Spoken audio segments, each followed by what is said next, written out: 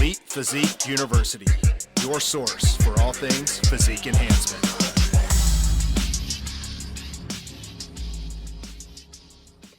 Hey, what's up, everyone? Welcome back to Elite Physique University. I'm John Gorman, your host. We've got the birthday boy himself, Jason Theobald, in the house. Jason, what's going on, man? How are you?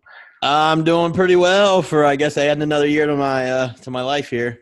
So how old are you? Because here's the thing. I get a lot of people that ask me, who's older, you or Jason? So I'm 43. I turned 44 in May. I think you're 1 year behind me. Is that right? I am. Yeah, I'm 42 today. All right, man. So getting up into your 40s, creating your best physique ever. Do you feel like you're at your all-time best at 42? I am at my best walking around physique. I mean, obviously, I've been peaked better for stage, but as far as walking around, I have pretty much mastered the ability to walk around in a lean condition that I want to walk around in. So, yeah, it's pretty wild, but I feel like I keep getting better. You know what, man? It's interesting. You know, we're going to talk about this just for a little bit because it's interesting. Whenever I was 20 years old and I saw someone in their 40s, like I was like they had one foot in the fucking grave, or right. You know what I mean? So like back in the 90s, you know, whenever we kind of looked up to a lot of people in the industry, Clark Bartram was always a guy that I saw and watched him really age gracefully. The guy is still in phenomenal shape. He's well into his 50s. And with what we know now and what we're able to also teach people on things like this podcast or conferences, man, people really have the ability to become their best in their 40s. I think people look and can be their healthiest in their 40s because it just takes time to get all this down. It does. It really does. And, you know, I worked with coaches along the line, but I was one of those guys who really just kind of enjoy the experimentation like yourself. So, you know, I did my training stint with Meadows, and I even had Matt Jansen write things, and I did a, prep with you, and I did a prep with Shelby. But generally speaking, I kind of just liked fumbling through all my stuff in the off season and chit-chatting with other coaches on what types of things to try. But I never really, probably I could have, I guess what I'm trying to say in a quicker way is I could have got from A to Z probably faster. But I enjoyed dicking around with it all, which is probably why, I'm a decent coach because I've played with just about every variable, I mean, that's the fun stuff, man. So what'd you do for your birthday? Anything fun? Sure. I mean, it was a family weekend. Friday night, we had Aiden. It was Aiden's weekend, my 15-year-old. So we picked him up about 5:20. We went over to Carrabba's. I had some close friends meet us. So we just had dinner, and then some more close friends came back to the house with the people that were at dinner. And we really just sat around. The kids ran around the house like crazy people and played with each other because some of the other people had kids. And, it was just kind of a chill, no booze, just done by 11. And then Saturday, my mom really wanted to see her grandkids and myself, obviously. So she made healthy and homemade chicken noodle soup and some brownies. We went over there, did that. And then today was church day. We went to First Watch, and then I just told the family once we got home, let's just crawl under a blanket because it's really cold here. Cranked on the fireplace and turned on Harry Potter 1 because my 6-year-old was wanting to see it. He's getting to that age where he wants to start watching all of them. So that was it. It was just a very family, low-key spent weekend. But my 40th was a blowout. My 41st was a blowout. And so this one was pretty low-key, and I'm cool with that. Yeah, man, it's pretty cool, especially those of us that have families. What really starts to become important as we get older, you know what I mean? Mm-hmm. You get older, it becomes more about spending it with the people around you and making it special. So that's pretty cool. So I do want to jump in. We always start the show off with, hey, what's something cool that you've learned this week, or do you have any big news? I'm going to go ahead and let you continue, and then I'll talk about mine. There is some stuff that we talked about before we recorded, Jason. You can either talk about that, or you just got back from speaking at the Physique Education Collective. Which, pick one of those to talk about. It's totally up to you. If not, we'll talk about the next one on the following episode. No, I'll go ahead and give an update on some things going on, because you and I had talked about like kind of doing keeping my prep really in the forefront. And once I got back from Physique Education Collective, me and Steph had longer conversations, and it was basically, about I'm going to be traveling a lot this year. I think I've got 6 speaking engagements. I haven't even booked any of my shows that I'll be going to other people's, to support the national show. So I got a lot of traveling coming along. We got a lot going on with New Ethics. I'm always taking on new clients.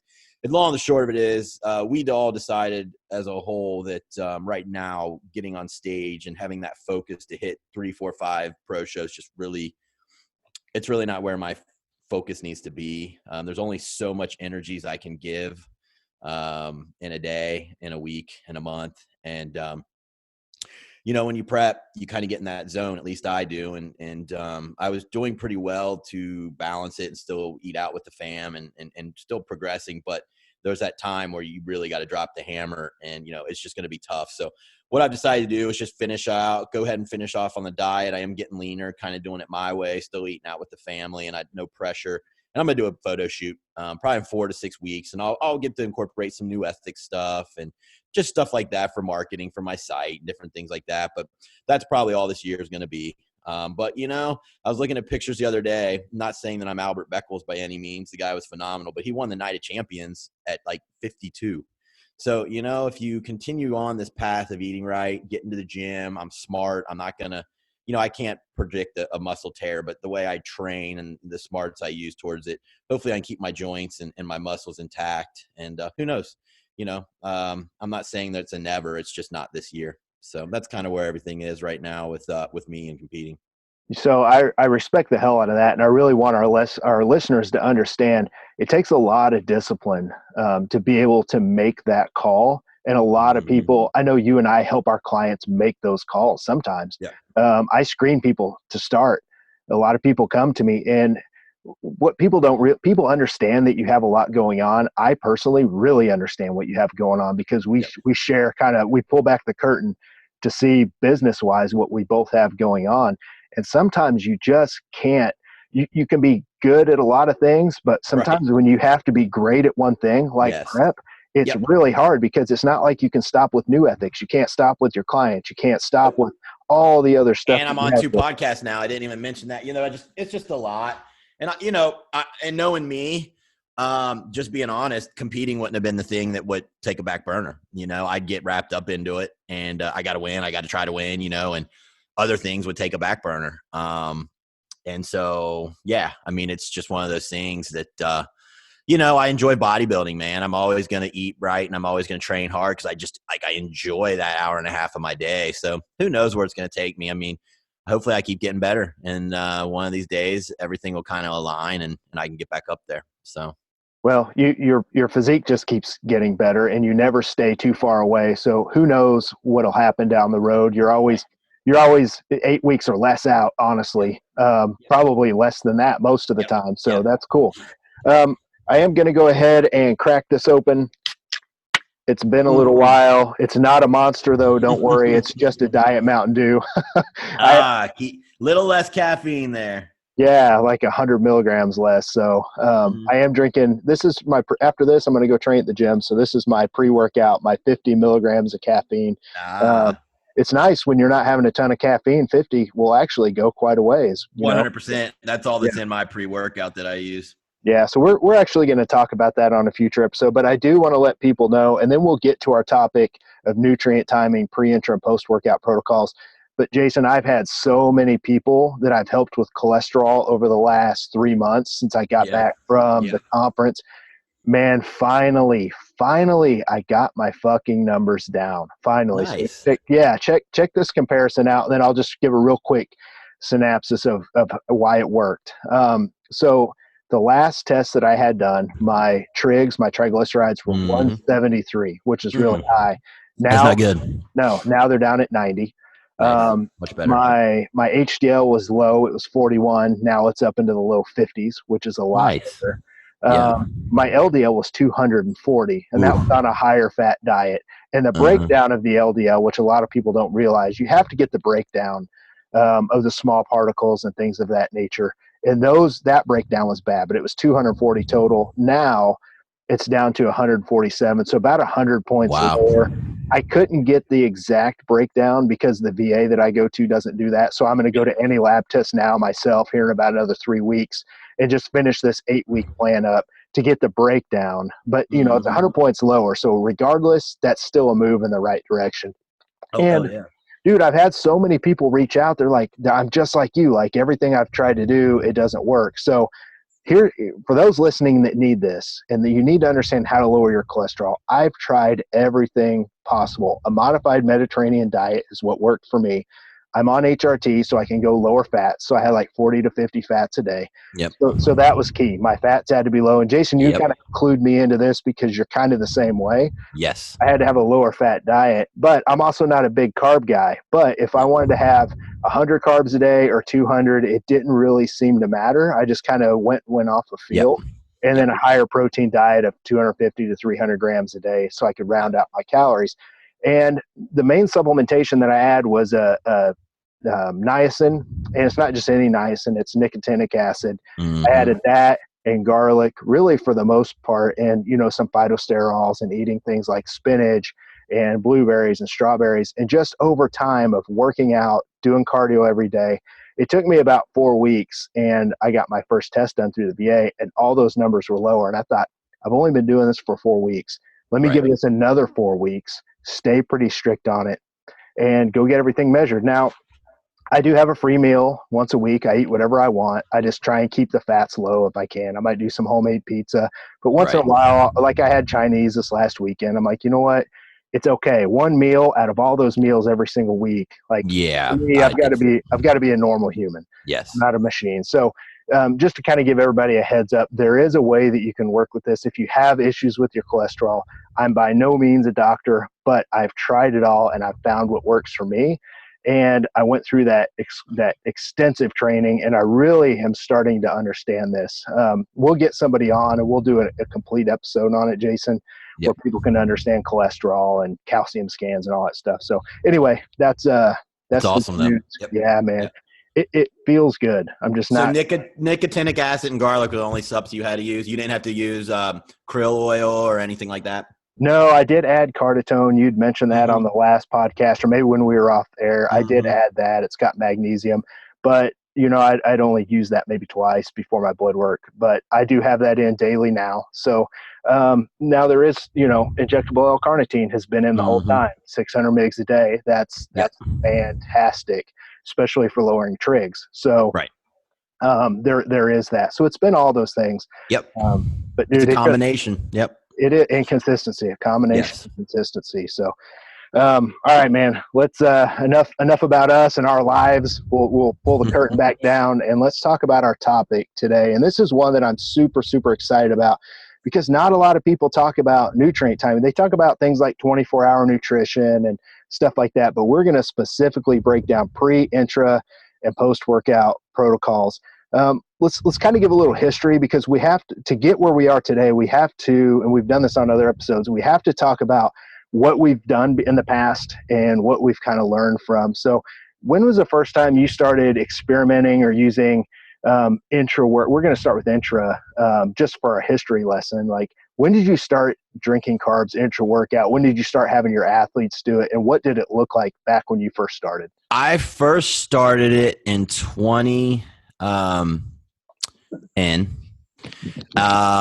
and I read a lot of it from John Meadows, and I believe John got most of his stuff from Milos Sarcev. I think Milos was doing it honestly in the late 90s with, insulin protocols, but it goes back fairly long, and then I think it kind of just faded away, and then John kind of brought it back up, and at least that's where I saw it. And so around 2010, I started doing it. And, John was big on the highly branched cyclic dextrins. So I just went to those, I believe, and used that. And then I played around with various substances, intra-workout, over the time, and kind of gravitated actually towards Gatorade or Carbolin for me, works the best on my stomach, but we can get more into that. I think that's really going to be like an individual thing than it is like one of these is the best. But anyways, that's when I started. I don't know. What about yourself? So I didn't really see a lot of information out there on it. I did see Scott Stevenson talking about these gigantic intra-workout shakes. And if I remember, and this is going back to like maybe 2009, 2010 on Skip's old site, Intense Muscle.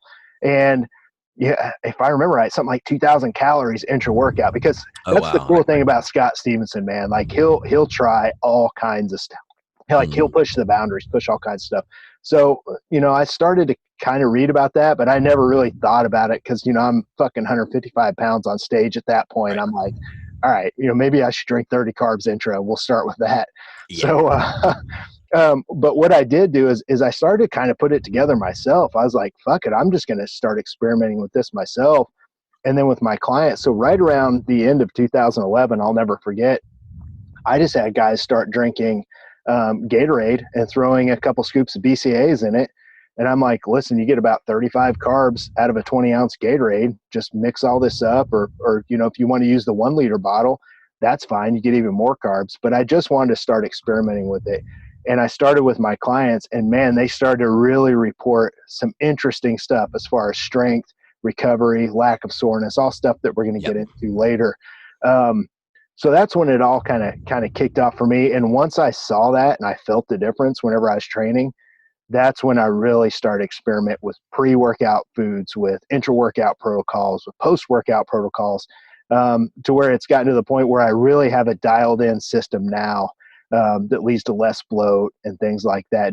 Did you ever try anything wacky back in the day? Like, did you ever try, like, what's the weirdest thing you tried, or did you just keep it pretty basic?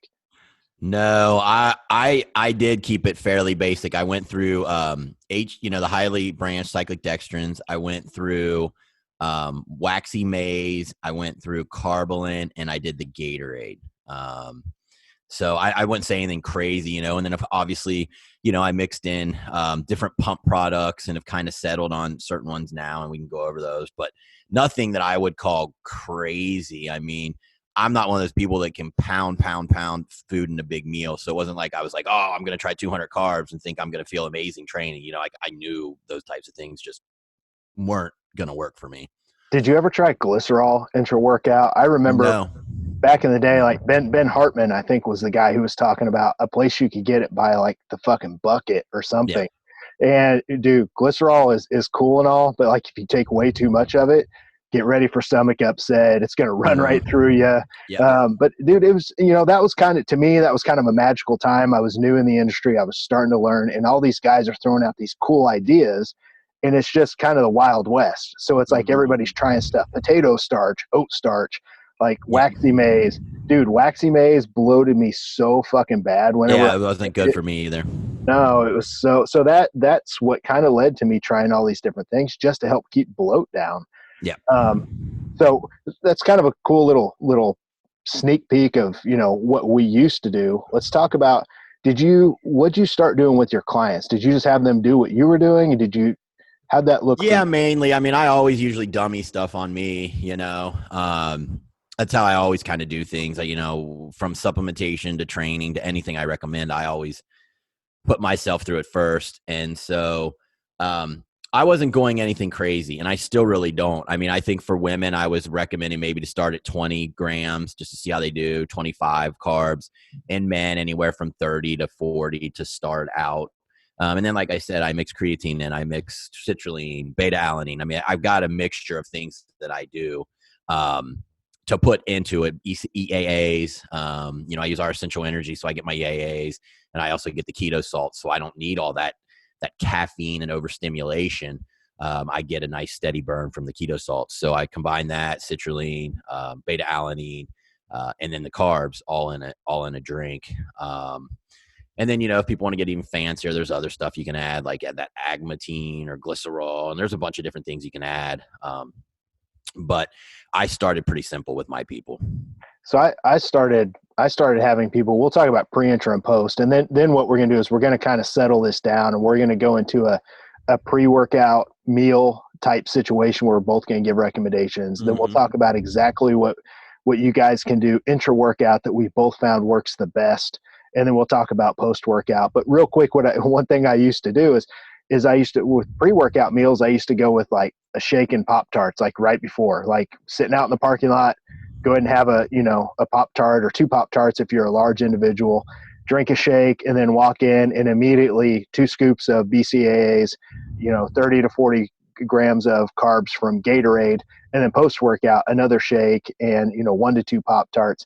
And that's kind of what, we kind of became known as. We're the fucking Pop-Tart people. You know what I mean? Back Team Gorman days, like old school. We even had some shirts that said that shit on it. I mean, it was just fun, man. We're just having fun, not trying to be douchebags or anything. But that's really kind of where we started. And dude, it was a lot of fun because that was kind of taboo shit back in 2011. Most people are like, you can't diet for shows eating Pop-Tarts. And a lot of people were scared to death to even have intra-workout carbs because of quote unquote sugar.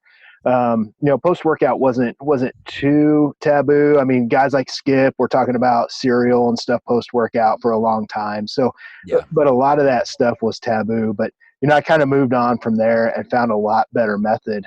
So let's start talking about pre-workout meals, because a lot of people, they don't understand when to have a pre-workout meal, what a good pre-workout meal can consist of. I know a lot of people that will eat chicken and rice literally in the parking lot, and they'll go in to train and it's still sitting on their stomach. And, that was me back in the day. Hell, I didn't know how long it took food to digest. I do want to just talk about the meals that I like to recommend to my clients. And a lot of it depends on when they train, whether it's first thing in the morning, whether it's middle of the afternoon. But if someone can, what I try and set my clients up on now for a pre-workout meal is usually I try and have them have something that's a little bit lower fat so they can get most of their carbs in better carbs in pre-workout, a little bit lower fat so it gets into your system and it helps fuel the workout, and whey protein. So a lot of the times I'm having someone do a shake.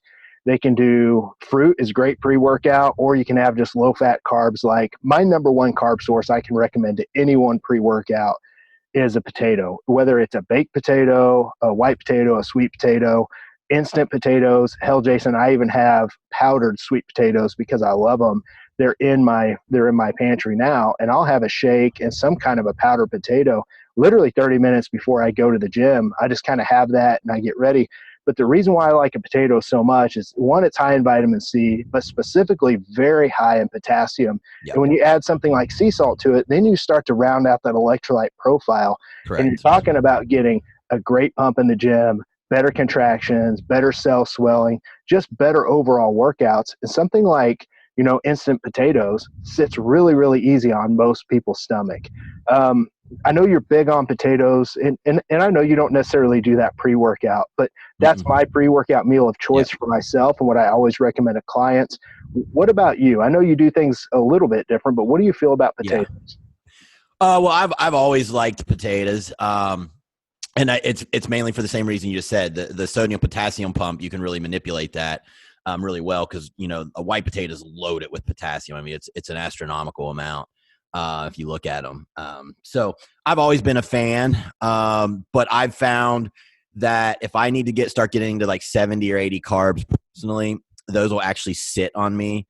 My best carb pre-workout is going to be jasmine rice or cream of rice. Like I don't do well with a lot of fiber. And I'm a regular, I can be on keto and I go every day. So I am just not a person who needs a lot of fiber. The more fiber that I get, the more gassy I am, the more I bloat, and the less I can eat the food I need. So I keep fiber out. And so I use cream of rice, rice cakes, or jasmine rice pre with usually our whey, our Iso Perfect, which is a really pure whey isolate. And then what I do is I add just 5 grams of MCT to it. Makes my cream of rice a little more creamy, and that's a really fast burn carbohydrate, so I'm not worried about it being stored as fat or anything. It's going to help me with energy because I'm a low fat dieter, just a low fat eater anyways, year round. So I do actually add a little MCT pre-workout to get a little more energy and a little better pump. So that's generally mine. And when I recommend it to people, that's generally the foods that I say, hey, try first. I usually tell them shy away from oats, anything that's going to be heavy fiber, that's going to be slow to move through, because you want to be empty when you get to the gym, or at least have that empty feeling where, the food's digested. So I usually tell people about an hour and a half before, go ahead and hit that meal. And those meals go through quick. I'll also do egg whites myself because they digest so fast, and I'll have people do that as well. If you're going to give yourself 2 hours, then a meat's fine. Go ahead with your chicken and rice if you want. But I find a lot of people that meal still be kind of sitting, if they do it within an hour. So if you only have an hour to get your meal in, I would definitely go with a whey isolate and something low in fiber that's going to just get digested fast and pass through. Yeah, you nailed everything else I was going to talk about with spacing. Like, so if someone does have meat and veggies, 2 to 3 hours to me is kind of that magic point. You mentioned something like oats.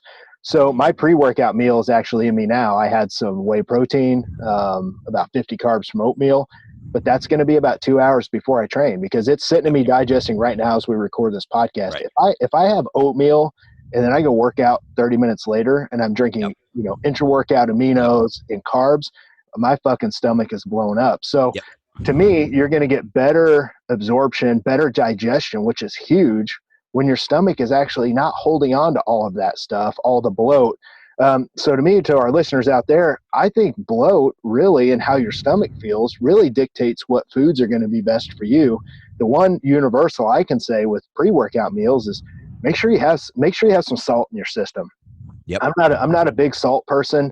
I tend to be lower on salt in general, just because I don't know. I mean, it's all right, but I don't salt everything like I used to. Oh God. Yeah, I know. And I need to. It's just working from home. I just don't, the foods I eat don't really require a lot of salt. So I just forget. But pre-workout especially, I always make sure to have some kind of salt because that way it's in your system. And I might even do a little bit intra. I do want to touch on one more thing pre-workout. So someone's working out early in the morning, and they don't stomach food well. I know a lot of people, and we're going to do a Q&A follow-up to this episode. So this is episode 6. Episode 7, dude, I've got a massive amount of questions that people send in on social for us. So we're going to cover a lot of this in detail, but a lot of people are afraid of fruit. Like the bodybuilding community is still afraid of fruit. They think that it's only going to store in the liver. It's going to store as fat if you eat too much, like all these different misconceptions. But one thing I tell people, like fruit is very easy on your stomach, depending on like a banana is fine. Berries like strawberries and blueberries, I'm a huge fan of.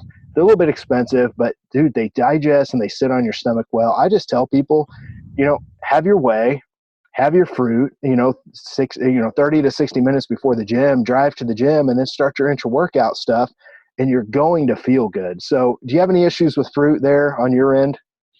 I mean, if it's someone who's just trying to lose weight, and we're not going for optimal performance, I don't have a problem with fruit. But I am still one of those guys that I feel like I can feel it. Like cosmetically, I don't get as good of a pump if I'm using fruit pre-workout than as if I have rice, or any rice blows me the fuck up. Like fruit, it does. I feel like it does mainly store a lot in the liver. I don't feel the cosmetic effects from it. So for me, if it's someone who is coming to me to be their best on a stage and be judged, I'm going to go more towards probably a powdered carb and get something that's going to create more of a pump. If it's Karen down the road who just wants to look better on the beach, and like I'm getting her to eat 4 or 5 meals a day, I have no problem saying, Karen, go ahead and get that whey isolate and hit a banana up before training, and we're all good. So for me, it has to do with the client and their goals. Yeah. So, I mean, it's definitely, fruit is one of those things. It's almost 50-50, right? Half of it's going to store it mostly in the liver. The rest is going to help with glycogen and stuff like that and pumps. So it's not going to be the best source, but it's not going to get in the way of fat loss. I guess that's kind of what I was talking about. No. So, but you're right. It definitely does come back. And the other thing is too, whey and fruit, if I hadn't mentioned earlier, if somebody tried this, they're going to be low on salt, especially first thing in the morning. 100%. You're not that hydrated first thing in the morning. So, I mean, not a lot of people are going to fucking pound salt with fruit and whey. So I do. Like I literally shotgun salt before every workout. I take a half a teaspoon twice of Himalayan salt, and I do it with my pre-workout. So at least it tastes good. Put a little swig in my mouth, tilt my head forward. The salt kind of goes back to your throat and you swallow it. Yep. Same thing, man. I pour it. That's what I do. So I do shotgun it right to the head. I pour it right in my hand and I throw it up and I look the rest out and I'm off to the races. So, so that does lead into our intra-workout talks. Let's talk about, I'm going to go ahead and start mine off. Yours is a lot more detailed. Well, maybe not, but I don't know exactly what yours looks like. Let me go ahead and start off with mine. So here's what I recommend with my clients. So they've got their pre-workout meal in them. They're ready to head to the gym. I tell them, and these days I'm still kind of split. There's still so much information coming out on EAAs versus BCAAs. I think they both still have their place. I think they're both important to have intra-workout, especially if you had a meal, an hour or two away from the workout. I think it's a good idea to have some aminos in there. If I could lean on anything, I would say have EAAs because it's a complete amino acid profile. So go ahead and have EAAs. Yep. But if you have BCAAs to use up, listen, it's okay. Use those up. And then when it runs out, then I recommend switching to EAAs. But I tell people, go ahead and have a scoop of EAAs. You got your full amino acid profile. You turn protein synthesis on. And yes, I know there are going to be people out there in the scientific community. They're going to say, well, John, when you work out, it actually lowers protein synthesis. Well, it never shuts it completely off. So you're still in that area where you're trying to fight all you can to keep that turned on. It's a great time. Plus your body fights, it burns through amino acids. It burns through glutamine. It burns through it attacks those. So to have those in your system is a great thing. So I always tell people, spare your own. Yeah. Yep. Exactly. So it's kind of, don't miss the forest for the trees sometimes for some of the researchers out there. And then I tell people, here's my intra-workout carb of choice. And I've settled on this, since like 2013. I'm a big fan of dextrose. And here's the amounts I recommend for guys and girls. There's always the outliers. There's always a guy I'll have drinking 70 and a girl I'll have drinking 40 or 50. But they're the freaks. They're the outliers. Or I have it just that way for one specific reason because of insulin sensitivity. But for most people, I'll start them off women with 20 intra, 15 to 20 intra, and guys anywhere from 25 to 30 usually is just an average, usually 30 for guys. And dextrose is real easy. A lot of it bypasses digestion and starts absorbing immediately in your body. So do branched chain aminos, by the way. So you don't have all this stuff going through your digestive system and causing a lot of bloat. However, if you do get dextrose really, really high, like if you're going to drink high amounts, like 70 carbs intra, you have to drink a lot of water with it because that's what causes it to finally get kicked out and into circulation. So I know a lot of people say, well, dextrose hurts my stomach, and they're drinking one of these tiny shaker cups full of dextrose, water, and aminos. No, you've got to pair up dextrose with quality amounts of water. So I always tell people, if you're going to have 20 to 30 carbs intra, put it in a shaker. That's fine. I kind of like the 1 liter bottles, like a Gatorade bottle is perfect. Mix it all up in there, but you have to have enough water if you're a guy, a shaker cup with females. So that's kind of been what I've settled on. Dextrose is very, very cheap. I mean, you can buy dextrose, glucose, any of that stuff online by the pound, and it's super cheap, and it's going to last you forever. It's easy to measure out. It's pretty much 1 gram on a food scale is 1 carb. So you can't really fuck that up. And that's just been my go-to of choice. Now, I also like to add things like sea salt. I tell, most people put a 1/4 teaspoon of sea salt in your drink. If you don't really like that salty taste, do what Jason and I just talked about it. Shotgun it. Throw it in your mouth, swish some water around, take a drink, and you're off to the races. That's why I do that, because I do not want a full tea. I do 2 teaspoons. I don't want all that in my shake. It tastes terrible. Yeah, it tastes like you're drinking water from the fucking ocean. I mean, just like you're gulping it down. So I don't really mind it, but as long as people get it in, and that's kind of what I recommend. As far as like creatine and stuff, creatine's stored in your body. So when you're having it right then and there, you're using stored up creatine. You're not necessarily using what you're ingesting 100%. There's a lot of give and take there. But for creatine, I just tell people have it sometime around your workout. Have it in your post-workout shake, your intra-workout, or your pre-workout shake. It doesn't really matter. And the science has kind of proven that. The one thing about it, though, I think it's cool to have it intra-workout because it causes cell swelling. So creatine helps pull everything into the cell. And when you're working out, that's when you want the biggest pumps possible. That's why I do it. Everything I do is designed for the reaction of that cell for swelling. So yeah, mine will be a little different. Yeah. Yeah. So that's why I settle down. If it's just, Jane Doe, who's just out there and wanting to build a little bit of muscle, and she forgets, like, just have it whenever. But if you're a physique athlete, that's where I like to specifically kind of place the stuff. Like I don't even always put, the general nutrition client on this type of protocol, to be honest with you, because they're so far away from it. I try to just get the easy, low-hanging fruit type muscle. And then if they're still with me 6, 7, 8, 9 months later, and they're really getting into this thing, then I'm like, all right, well, here's the next steps. It's a little more diligent. You got to time this shit. You got to do this. You know what I mean? So I don't even really, if you're a noob or, you're, carrying down the road, I don't even go with it right away, to be honest with you. No, the only person I do is if they're not going to get on stage, but they have a solid amount of muscle. And I've got quite a few clients like this. They said, I don't think I'll ever get on stage, but I want to put more muscle on. Oh, yeah. It has to do with the intensity, I think. It's all about the intensity you're training with. I know that, like I said, the general person carrying down the road, going to the beach it's just not training as hard as someone who's trying to build a body for the stage. So I look at that because of the output, that they're pushing through their workout. To me, it has to match to earn those carbs. Yeah, I agree. And we have a lot of coaches and trainers that listen to the show. So guys, if you're listening, we're not saying go put, like Jason said, carrying down the road on 20 or 30 carbs into your workout. For my Gen Pop clients, right between their shakes pre and post, I have drink a bottle of water during your workout. That's exactly their intra-workout because most of them just aren't ready for something like that.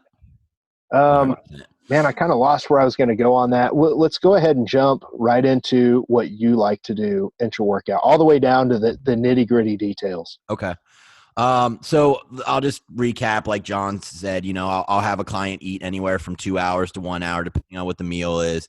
Kind of already established what foods I like to see and why. So my intra workout, I offer 2 things, and here's why. I don't personally like syrupy shit, and I've found Carbolin to be like a drier. If you just look at it, it's very dry, like powder. And when it mixes up, it's a very dry drink. It doesn't make it syrupy. I hate syrupy shit. So I tend to go more towards like Gatorade's pretty watered down to me too. Like I don't think it's overly sweet. So I like either a Gatorade for just those sugars, or I use Carbolin. But so here's what I generally do with people. Let's say I just go with the Gatorade. If it's a woman, we'll go with the smaller one, or I'll have her even get Gatorade powder at the store, so we can if we're just doing 20 instead of 25 or whatever. I will have them also mix in. If we're doing women, I'll do 4 grams of beta alanine, 4 grams of citrulline, 1 to 2 scoops of essential energy, which gives them essential amino acids, a little more citrulline, and the keto salts. The keto salts are a way to focus better, train harder, train longer, get more reps, and really just zero in on your workout. In no way am I ever going to say that it helps you burn more fat. It is simply there as a way to focus and get more energy without having to stim the body. So I'll have them mix all that together. And what I like to do is, because they ate like 2 hours ago, I'll have them sip half of that on the way to the gym. Get there, throw a little more water back in it, and then I tell them to have the rest of it finished 20 to 30 minutes before the workout is over. And there's a reason for that. And the reason is I got to get you ready to eat post-workout. And if you're still sipping on high sugary shit all the way up to the end of your workout, well, your body really doesn't need that food after per se. So I like it to be done midway through. I get them starting it before so that the body starts, having, and I forgot, I put 5 grams of creatine in with the women's as well. Okay. For the listeners who don't know, citrulline helps with pump. It increases NO2, gets a nice pump. Everything I do is designed to help pump and focus and energy. Beta alanine will help you get more reps. It keeps the lactic acid buildup down. And creatine is going to swell the cell, as John was mentioning. You could also add glutamine for that as well. And there's other things you can add, but I generally stop with that there. And then if it's men, I will do 10 grams of creatine. And I've got men going all the way up to 60, 70 grams of carbs, actually. And sometimes I'll even half it, like half Gatorade, half Carbolin, or half highly branched cyclic dextrose, if that's what they prefer, just to get like the sugar and then a different type carb. But there's really it's not like you're getting really probably more muscle from it per se. But men, like I said, I started around 40 and I've got it all the way up to around 70 carbs, depending on my really big guys. They'll get 10 grams of creatine. They will get 6 grams of citrulline, 6 grams of beta alanine, 2 scoops of essential energy for about 15 to 20 EAAs, and then 9 grams of keto salts that'll yield. And so I'll have them do the same. Start sipping it on the way, try to get about half of it in, fill it back up, have it done 30 minutes before you're done, so that by the time you drive home and we're starting to crank up and, rock through everything out of the digestion, you're starting to be hungry for the next meal. Right. So I'm actually moving some stuff around here on our notes because I do want to talk about what we've seen from using these protocols, the pre-workout meals and the intra-workout specifically. And then we're going to talk about why it matters. We're going to talk about insulin sensitivity and stuff like that. But here's what I've seen. And this is, guys, remember, whenever we talk about this is coming from hundreds and hundreds and hundreds of clients that have done this, not just ourselves. This isn't just on us. This is what we've kind of fine-tuned with our clients. And I want to make sure people understand this. We're not just throwing some shit out there. Like, this is a lot of feedback we get from our clients. So this is specifically what I've seen. Way, way better. So I just had a female start with me, and she hadn't been doing anything. She's just been doing whey pre and post first thing in the morning when she trains, and then having her carbs later on in the day. And she just didn't know, right? She was with another coach. He's just like, here's your macros, hit them. And she wanted to have dinner with her family. You know what I mean? She thought she was doing the right thing. So when she started with me, I'm like, here's your pre-intra workout, post-workout protocol. And the first thing that she told me after a few days was, she's like, holy shit, I have so much more strength. It is flying up through the roof. She's using somebody else to write her programming, who's a really good guy. We both know him. I'm just going to keep names to a minimum. And she was telling him about it. Like, my strength is up, like everything's going up. And that's the thing that I think people don't realize is, whenever you have a really good pre-workout meal, that's good. That's going to help with your training. When you add intra-workout carbs, and especially things like salt and creatine and all these little things the 1 to 2% changes start to add up in a big, big way. That's the number one thing I've seen is people's strength goes up. So what happens when your strength goes up? Well, as long as you're training the right way, that should translate to more muscle gain over time. Like, anytime you can train harder, you can use more weight, it puts more stress on the muscle, you're going to eke out some more muscle gain. And then the other thing is, people say, hey, my pumps are better, my recovery is better. Like, I'm hardly ever sore. I remember John Meadows talking about that way back in the day. I'm like, man, how's he seeing people not get sore? All they're doing is drinking intra-workout carbs. Well, I'll be damned. Like, it was spot on. They're just not as sore. They feel recovered, and they're ready to go again. So for a lot of my athletes that are training, push-pull legs twice a week, and they're training 6 days a week, during prep at the end, that can become a very, very important thing when recovery and calories are low, when your body can recover because you're feeding it exactly what it needs. Like, that's the point I want people to understand. You're basically giving a race car race fuel when you're giving intra-workout carbs. So to me, there's not been one negative. I guess the only negative would be if someone's a foodie and they just want to chew their food. But listen, if you're getting on stage, if you're serious about getting stronger and performance, and you're an athlete, athletes don't put stuff like that before performance. So that's one of those things. It's been a huge game changer. All my clients still do it. It's 2020 now. That's been 9 years. They all do it. Well, at least I tell them all to do it. I know there are going to be people that don't always do it, but I've never had anyone really bitch about it unless they want to have their food. What have you seen personally, and what have you seen from your clients? I mean, I would echo all that. I mean, again, recovery one is the huge one. I haven't sat and done all the science on it, but I got to assume it has to do with you're stopping the breakdown as much in the muscle, and there's probably some cortisol blunting going on. So you're not letting the body get as torn down. So the repair is starting faster. And I bet there's some cortisol blunting going on. I don't know. We'd have to look on Google Scholar. But recovery is the huge one, in my opinion. And then, of course, everything I do around training is designed to make sure that muscle is responding and getting that pump. And that becomes even more important while you're in prep. Even if it's a false pump, meaning it's from sodium, it's from the little bit of quick carbs that might come in where you're only full for 30 minutes of your training. But during that 30 minutes, you're at least getting a great muscle response where the muscle can contract through the full range of motion and you feel it working. Nothing is worse than in prep when you go in and your body feels like just a noodle and there's just nothing there and you can't contract. It's awful. So I've found that intra-workout allows, even if it's a false pump, that you're still getting that response you need to hold muscle, but also just to feel the muscle work. I will tell you, though, if someone's behind, this is one of the first things I pull, and that's your fault for starting prep behind. And my thought process is, look, we still are burning those carbs while we're training, and I got to get into fat burning faster. So, whether people agree with me on that, fine. But in my opinion, if you're behind, I do pull it. And I'm sure we could debate that for 2 hours. But yeah, recovery is huge. Pump is huge. Trying to see if there's been any other, things where people are like, oh gosh. And you're right. Energy and strength. I mean, I think all those, are on that checklist of, yeah, this is a pretty damn good strategy. So I have a theory on why I think it's super, super important. And, Jason, there are going to be times you and I don't agree with stuff on the show. I don't think either one of us really care. We both respect each other enough. We know it's just point of view. And we put this stuff out for the listeners. So, I mean, guys, all this stuff we put out, you guys take it and apply it and use it the way you want. We're not trying to say it's the Bible. One thing I won't pull is the intra-workout carbs. And it's because I have this theory, and I'll explain why. And this is just for people to take and do with it what you want.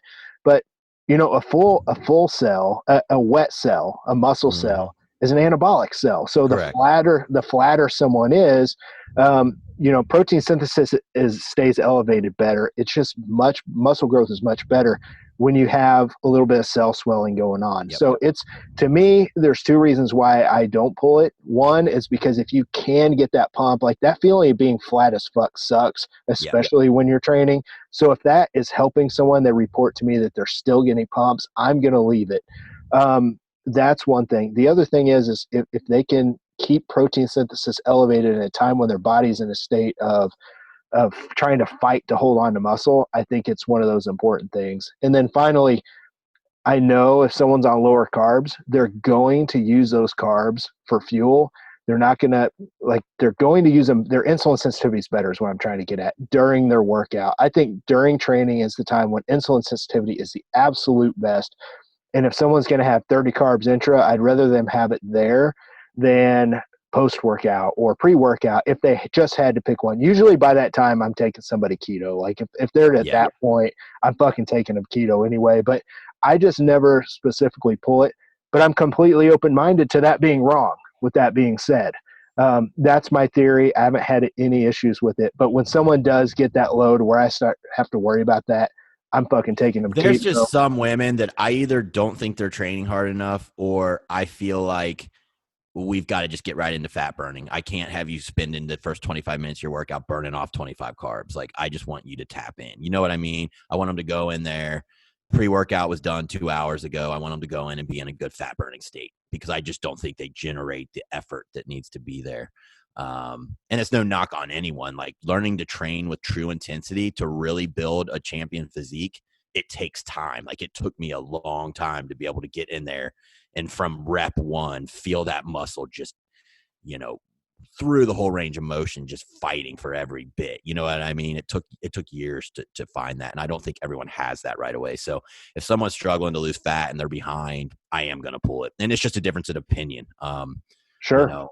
Like I said, it could be debated for an hour and you might almost sway me. But at the end of the day, when I have someone who's behind, one of the things I start thinking about is I'm just going to get you in a fat burning zone right away on workouts, and I do leave in all the other products. I just pull the carbs. So. Sure. And I get it. And, one of the things I think we should talk about is, what dictates how many carbs to have intra. And that is one of the questions we're going to have on the follow-up episode.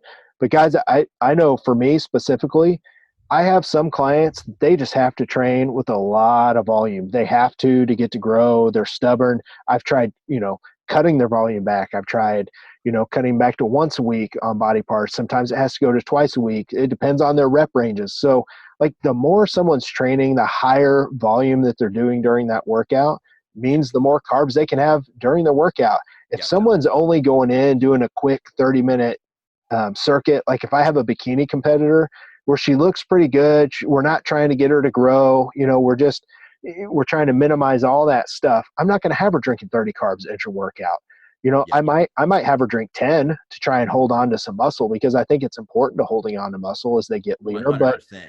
If they're not trained, if they're just doing a circuit, and there's nothing wrong with that, by the way, not everybody has to train like a fucking Mr. Olympia. No, like they don't. Everybody's different. So think about the total amount of volume, and especially the higher rep ranges. The higher rep ranges you're training that day, the more carbs you can get by. If you're having a super heavy day, like for someone that's trying to mix powerlifting and bodybuilding training, and you do have those days where you have to squat in the 3 to 5 rep range, well, fuck, you don't need to drink 70 carbs intra, because you're resting 5 minutes in between, sets. 100%. That's what I'm getting at. Yeah, 100%. Sure. And that's honestly, dude, that's a whole episode that we could go into when it comes to rep range and stuff like that. Like, I'm not even going to go down that rabbit hole. You did mention elevated insulin and blood sugar during training. Like, all these things happen. These are all important things to me when it comes to performance. If you're good, let's go ahead and move on to post-workout. Did you have anything? Yeah, no, I think I shared my protocol, and I think we're ready to move on, man. All right. So I'm going to be careful here because, a prior supplement company that I was with, First Form, they have a very, very detailed post-workout protocol that they want their legionnaires and their athletes and their coaches to kind of try and quote unquote sell. And guys, I have no issues with the guys at First Form, but this is something that I've been against the whole time. And here's why. So I'm going to talk about just kind of the myth, and I'm going to talk about what I do. And then Jason, we go into what you do. But I want to go ahead and just get this one done. I kind of made a post alluding to it the other day.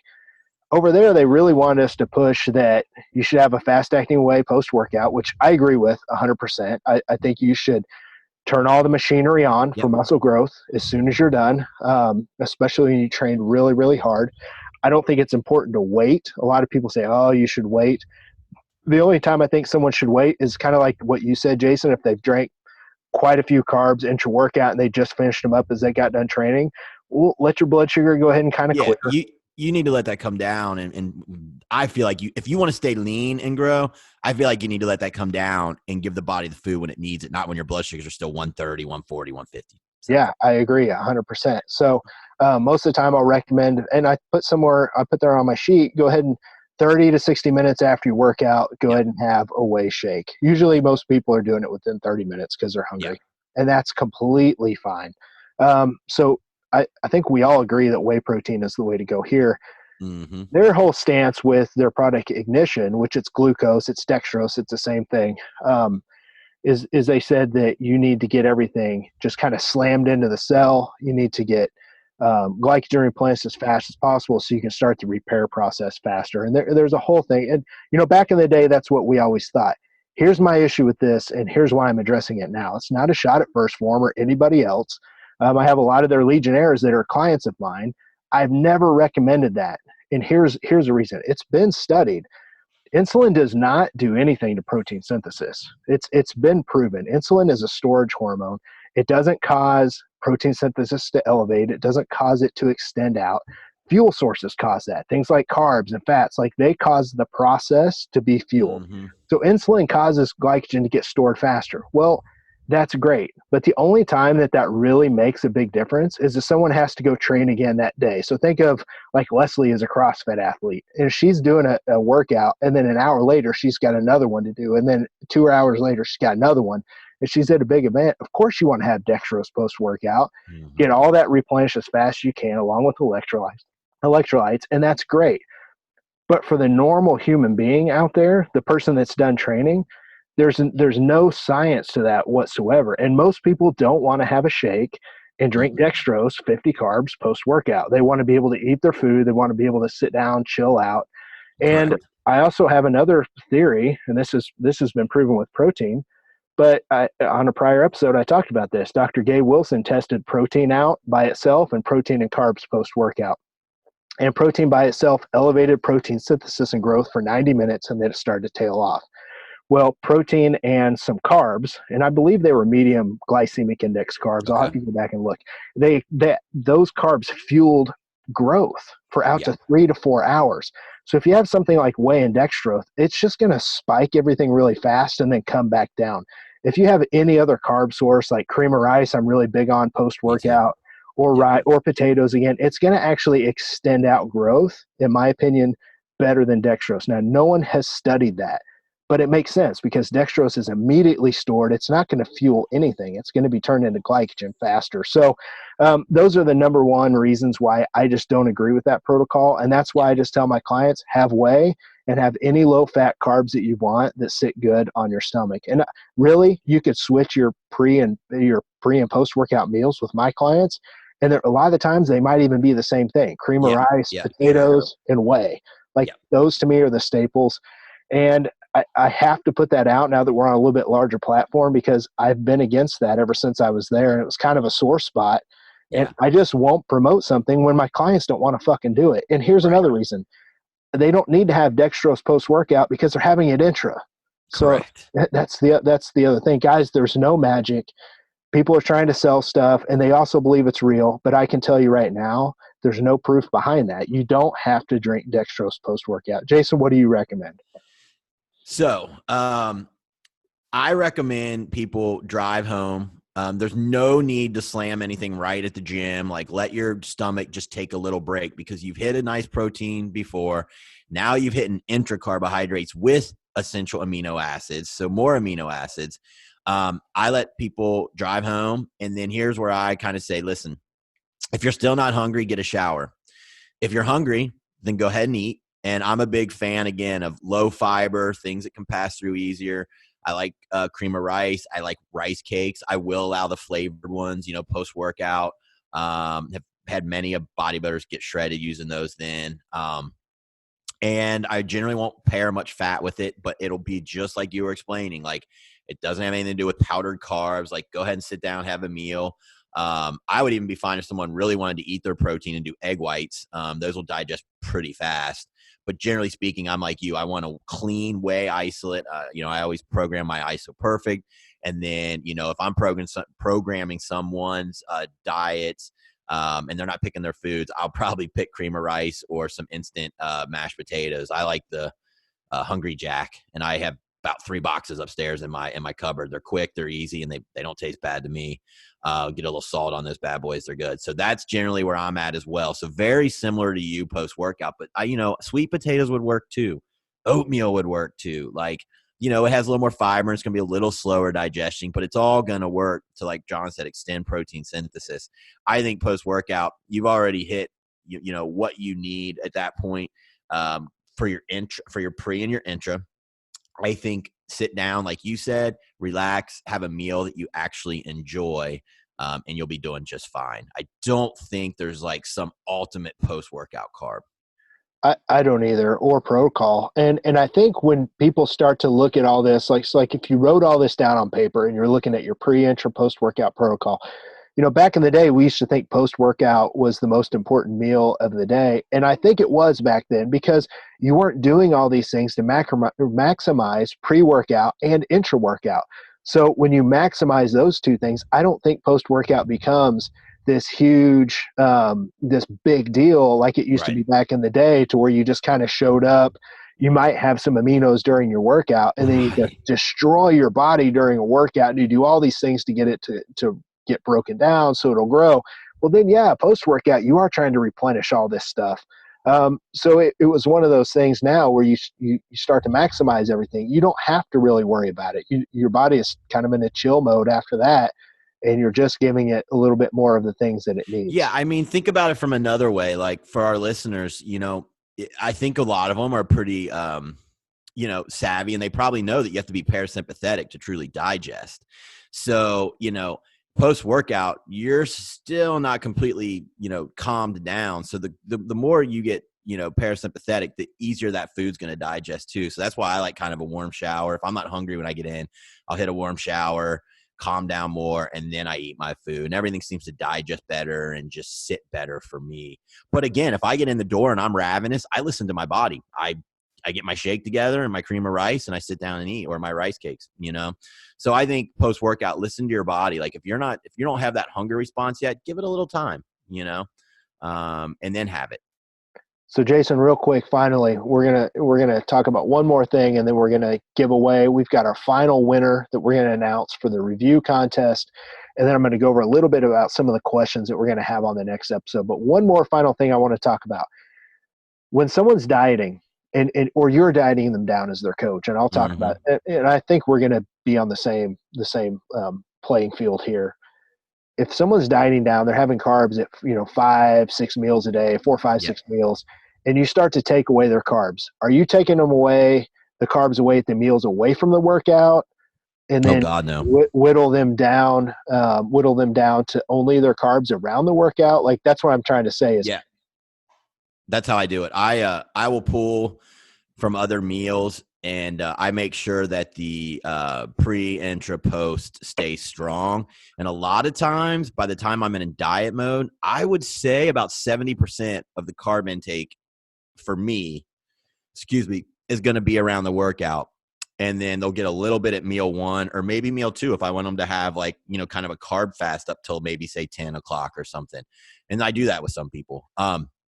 So about 70% of the carbs by the time I'm dieting someone down will probably consist of the pre, intra, and post. Does that answer your question? Yeah. So I do the exact same thing. I think people should realize your body utilizes carbs the best. You have the best insulin sensitivity, but you also have the best workouts when you have your carbs around the workout. So if I've got somebody and I'm making carb cuts on them as I'm dieting for stage, I start pulling away from all their meals, and their pre, intra, and post workout protocol is usually the last thing to get hit. Like, a lot of times that will stay the exact same all the way towards the point where if we do get to low enough carbs and I do have to start pulling some off there, I will. But it's usually towards the end when I don't have any other carb meals to pull from. And man, that has not failed me for fucking 7, 8, 9, 10 years now. Yeah, me neither. Yeah, I think it just makes sense. So that's something else that I want to point out. We do have a lot of people on here that are like us, like they've been around for a while, but I've also got to remember, as much as we talk about this stuff and we've been there and we know it, we do have a lot of people listening that this is new stuff for them. Like, this is a completely new concept. So we are going to talk about a lot of stuff on the show to where, I feel like we've talked about it forever, but we do have those people or new coaches that have never done this with their clients. You were going to say something. Go ahead, man. Well, what I was going to say, and I don't know if it's the right time to show, but there is a caveat that I would offer here. I do have sometimes some of my bodybuilders who we're trying to grow. And so we're pushing 500, 600, 700 carbs, depending on the size of the person. And, I might start out with, the carbs higher pre, intra, post. But it gets to a point where if someone's staying pretty much cell saturated with carbohydrates, I do have some guys who can't, and gals who are pushing food, who actually have to have a smaller pre-workout or else they bloat or their digestion just isn't good. And, I've come to really just kind of realize that they're getting carbs every 2 to 3 hours. They're just not, they're pushing so much food, their body's already cell saturated, so they just don't need that amount of food, or else it ends up to them kind of sluggish and feeling kind of bloated in their workout. And I kind of get this way too. Towards the end, before I switched over to dieting, I think I had my cream of rice up to 120 grams pre-workout. And I started to notice, because all my other meals had carbs too, even my meal 6, that wasn't working for me anymore. It was just too many carbs pre-workout. I was getting into the workout bloated and sluggish. And when I pulled that back to about 65 to 70 grams, everything worked a lot better for me. So actually at that point, my intra was my most amount of carbs. My post was my second most amount. And then my pre was actually one of the lower amounts, just because of how I felt going into the meal and what it was doing to my performance in the gym. So always watch your performance. It took me a week to kind of like really sit down and think about it. Like, man, I'm getting there. I'm kind of sluggish. I'm bloated. And as soon as I pulled those back, it was like night and day for my training. You know what? I'm glad you brought that up, because let's go ahead and talk about, I'm just going to run down some of these topics and the questions that we're going to talk about, because there are going to be those caveats. There are going to be those outliers. There are going to be those situations to where we just told you guys kind of a template. You have to, that's why this is all an art form. Whether it's bodybuilding for yourself or if you're a coach, like, this is all an art form. You have to kind of tweak it a little bit. So we've kind of given you the layout. Now we want you guys to take it. So some of the things we're going to talk about during the next show on the Q&A, we're going to talk about, is there a limit to carbs during the workout? We're going to talk about, if you're watching your blood sugar and insulin sensitivity closely, should you use high GI or low GI carbs around the workout? We're going to talk about, what if you train late before bed? Should you still do a pre-intra and post-workout protocol right before bed? If you're doing cardio, should you do your cardio and stop and then have your shake and then go back? Like, we're going to talk about all these different things. What if someone's keto? What's a good pre-intra post-workout protocol for keto? And that's where essential energy will come in and all these cool things we'll talk about with keto salts. Man, there's so much stuff that we can talk about. Should you use a GDA around the workout? Like, all these things, this is really going to become a fun way to do these episodes where we have all these questions come in. Jason, I can geek out on that shit for hours, so I'm really looking forward to the next episode. Let's go ahead and give away our final prize for the review contest. And guys, we're going to have some more cool stuff coming up. Jason and I are working on a date to have the very first Elite Physique University seminar. It's looking like Springfield, Missouri, and I'm trying to get all that lined up. You and I have a date. I'm just getting everything lined up on on my end. So we'll be able to announce that soon. So we'll probably give away some tickets here on the show for people that leave reviews. But dude, we're 6 episodes in and we're sitting like right around 80 reviews. That is freaking awesome, man. So thank you. Thank you to all the listeners. Jason and I really, really appreciate you guys. We're just going to continue to keep dropping good content for you, try and help you guys as much as we can. So the next winner, the final winner, and you'll be receiving one of my books. All you have to do is message me on Instagram at @team_Gorman. The next winner is from the reviews. It's road muscle. I guess you're someone that drives on the road and works out. That's awesome. So hit me up with a message. I will get you one of my books. That way, whenever you're taking a break, you can read at night. So we really, really appreciate that. Jason, anything else that you want to say before we close down the show? You know what? I think we've covered enough for this one. Like, although it's like kind of a simple topic in my head, like if you've never dealt with this before, I think we threw a good amount of info. People are probably going to have to go back and get their pencil out as it is. So I'm good. Yeah, man, it's one of those things. Like, we're well up into the thousands and thousands on downloads, by the way, and we've just started. I mean, we're brand new, 6 episodes in. And I noticed on the testosterone one, that has like doubled the downloads. And I've had so many people say, hey, I've listened to this like 3-4 times. Like, I've taken notes. To me, this is another one of those episodes. So I'm really excited to get into the Q&A. We're going to go ahead and shut it down. It's a Sunday night here. We've had a ton of stuff going on, so this one's actually going to drop. I'm going to go edit it and record it from recording and drop it right now, Jason. Oh, so nice. This one will be up soon, and we'll be back here to record in 4 or 5 days, and we'll go over this, man. So for myself and Jason, we're out of here. Thanks, guys. See ya.